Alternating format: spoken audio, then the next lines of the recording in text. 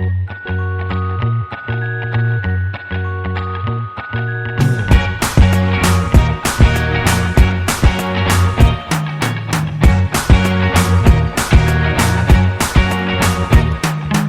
everyone, Marlene here with Buffalo Check Chicks. So what's for supper?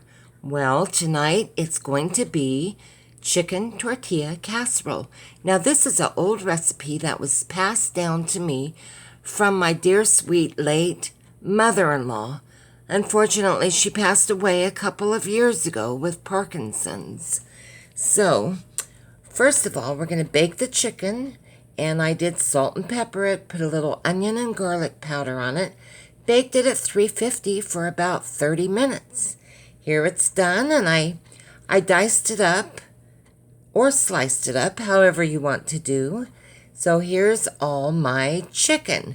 Now this is about 4 chicken breasts, boneless. Now you can use boneless thighs or whatever your family prefers, but it's easier to do boneless, of course.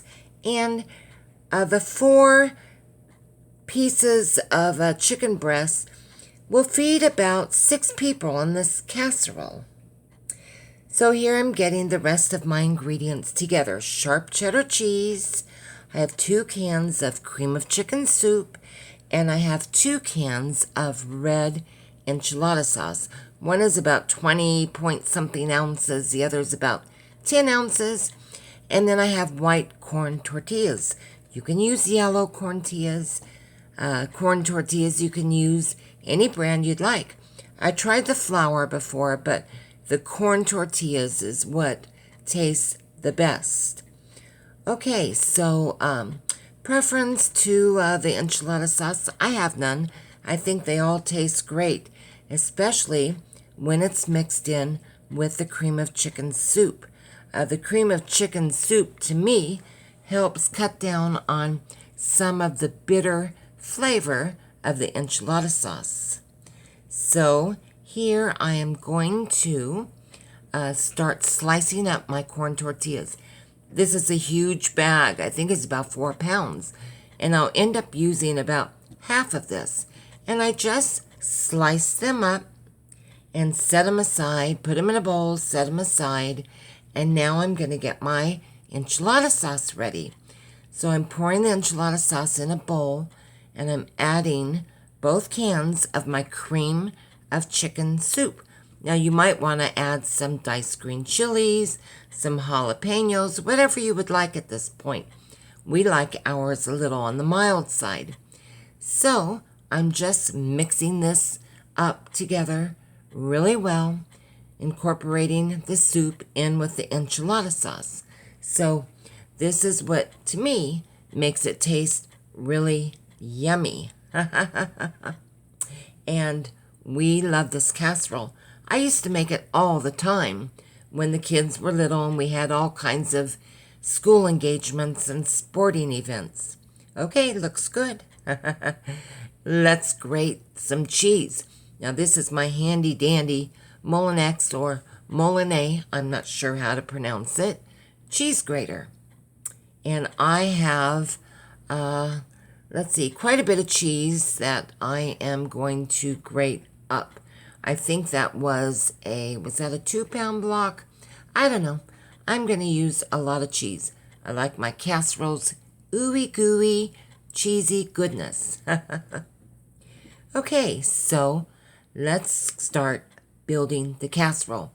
I've sprayed Pam on this 13 by 9 Pyrex baking dish, and I'm going to add about 4 ladlefuls of my enchilada sauce, and that just helps that the corn tortillas don't stick to the bottom of the dish.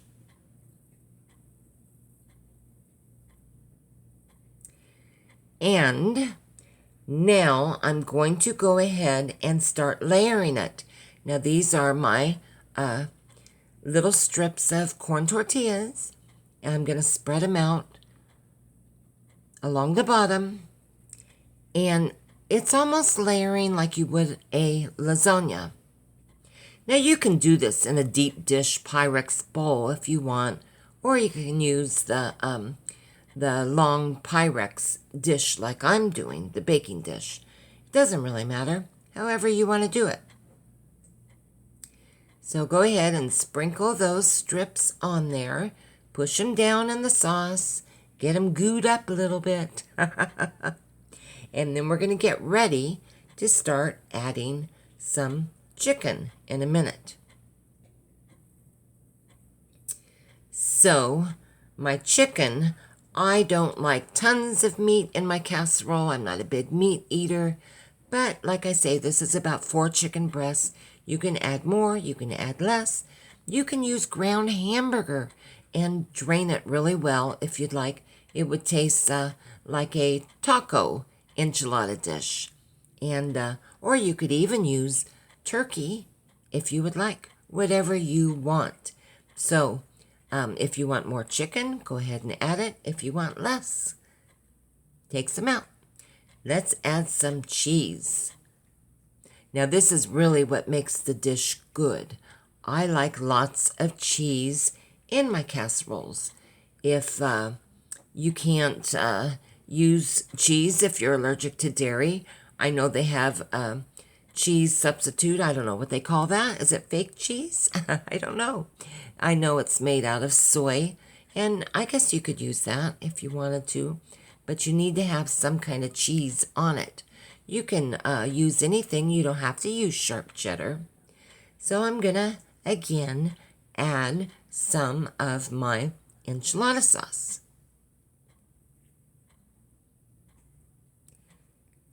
And I'm just going to continue building the casserole. See, just like you would a lasagna.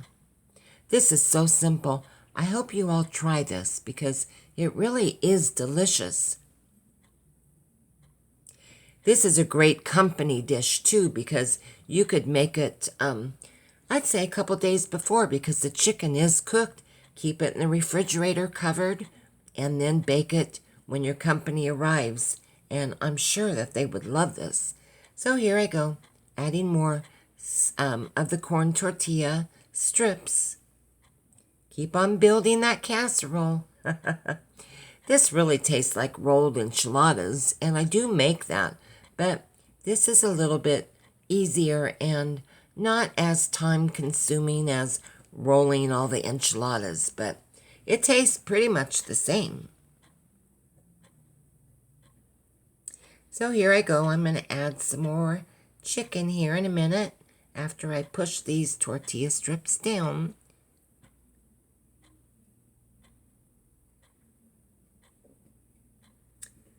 It is really hard to hold the camera, try to film, and look through this little viewer on my camera, all with one hand. I really think I need a tripod. So now I'm just adding the rest of my chicken. And like I say, you can use any kind of meat your family prefers.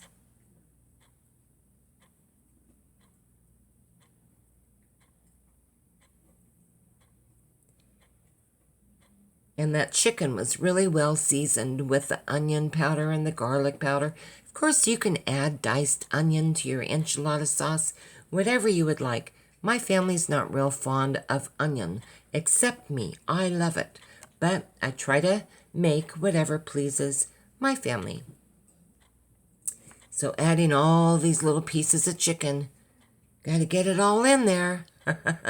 Let's add some more enchilada sauce. Layering is the key. So here we go. And you know, I didn't think I would use all of that enchilada sauce. And I used every single drop of it. So just keep putting that sauce on there, pushing it down a little bit. And you can make this as many layers as you want, but I find the 2 or 3 layers fits this Pyrex dish the best. Okay, time to top again with some ooey gooey yummy cheese. And when that cheese all melts through there, it is so good. Oh, looks like I'm about out. Nope. There was a little bit left in the cheese grater. Got to get it all, every single little bit.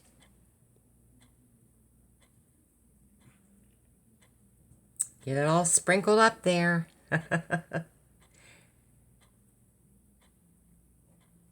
Okay, I think I've got it all. Now, I am going to add one more layer of the tortilla strips. This is just like the top crust, like you're putting a crust on a pie. So let's get all those tortilla strips on top. Get them pressed in a little bit. And they do come out nice and tender, too. Oh, this is a good recipe. And like I say, it's hard to do this one-handed. You got to make a little bit of a mess when you're cooking, right?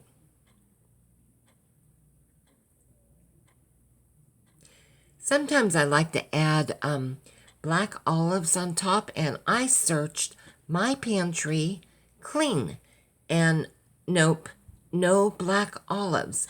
I usually have a can of sliced black olives I always keep on hand, but I guess I used it for another cooking project. Okay, more enchilada sauce. Let's get it all. And this is the last of it.